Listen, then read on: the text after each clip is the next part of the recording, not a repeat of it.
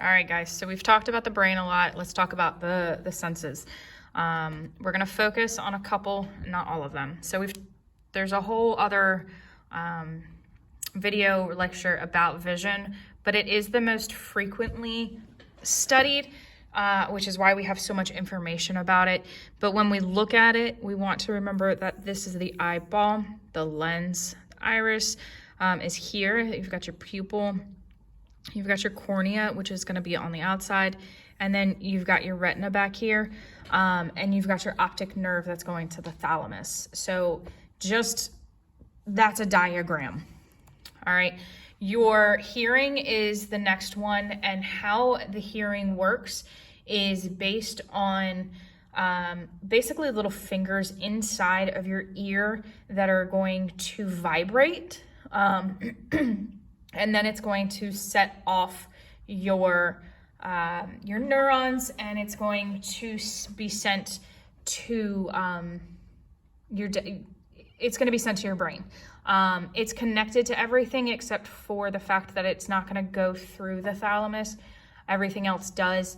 And it's going to affect your ability to have balance. And ear infections are based on water behind your eardrum and stuff like that.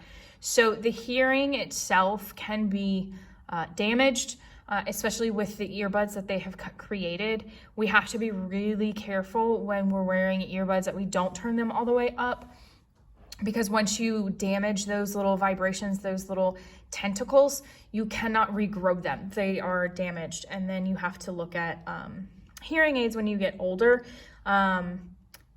And so it's a hard thing to go through.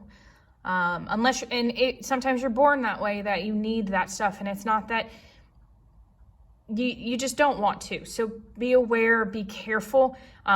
You're only young once, and I understand that, but be kind to your ears. With smell and taste, you've got your olfactory nerves, and you're gonna taste. Your tongue is not split into four. It's not four quadrants. It's not four square. You just have the ability to taste these four things on your tongue: sour, bitter, salty, and sweet. Now, what happens is your smell and your taste actually work together, because you when you're eating or you're hungry, you're going to start with smell or sight first, typically smell. Even if you see something on TV, you smell it. It's the memory of smelling it that makes it delightful. And then your mouth starts to water. So when you're eating, anything you eat is going to fit somewhere into these four categories. It could be a mixture of them, salty and sweet, chocolate covered pretzels. But that's where it starts from. So when we're looking at the flavor, we're looking at all of these pieces, which is why sometimes you can't eat something because of the texture. That's tactile sensations. I can't eat Jell-O because I just don't like the feel of it. That it just, ugh. So when you're looking at it, it's not just eating it. It's all of the pieces together. Now, for a blind person, that's going to be a little different, because they've taken away the sight of it, but it hasn't taken away the taste or the smell. You just don't get to see how pretty it looks. With your skin, so your tactile, there are different parts of your bodies that are actually more receptive of pain and feeling in general. Your lips are very, very sensitive. Your fingertips are very sensitive. The bottom of your feet, when you're born, are very sensitive. There are certain parts of your bodies that aren't sensitive. You've got the back of your calves, which is a weird place. The center of your back, not the small of your back, but like the actual center of your back. So that's going to be different. And then when you're looking at your skin, you're looking at a bunch of different layers of your skin. So you need to be aware of that. And then we look at pain. So pain is different for each person. Senses are individualized. So there's this idea, the gate control theory of pain, that if you can pull your attention away from something, then you can basically make the pain go away. This is an idea, especially with pregnant women and Lamaze. And if you focus on something else, you can make the contractions, the pain of contractions, less. In the olden days, they would have you focus on a flame, or they would, even today, they have you humming at a lower pace.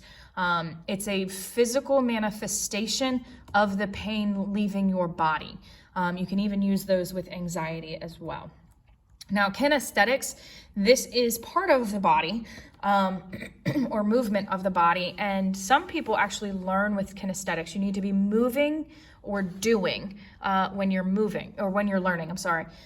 So what it is, it's putting your body into motion so you can actually focus your brain. And sometimes with it, especially with our athletic folk, we're looking at the posture of the body and how you do the athletic stuff, and then your balance, which works with your ears. Now, those are your basic senses, and the sensation of it in and of itself doesn't mean anything. It's your perception of the sensation that actually means something. So if we look at this, what do you see? Do you see an old lady? Or do you see a young woman?